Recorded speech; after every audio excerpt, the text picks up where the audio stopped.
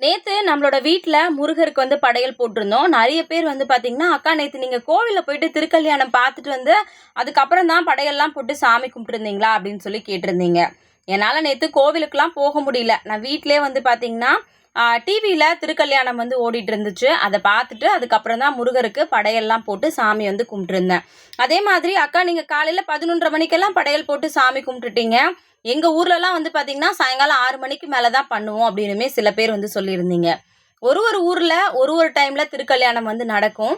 இங்க வந்து பார்த்தீங்கன்னா, இங்க பக்கத்துல இருந்த கோவில்லயுமே வந்து பார்த்தீங்கன்னா, காலையில 10:30 மணிக்கெல்லாம் முடிஞ்சிருச்சு. என்னோட மாமியார் வீட்ல கோயம்புத்தூர்ல கேட்டிருந்தேன். அங்க காலையில 8:30 மணிக்கெல்லாம் முடிஞ்சிருச்சுன்னு சொல்லியிருந்தாங்க.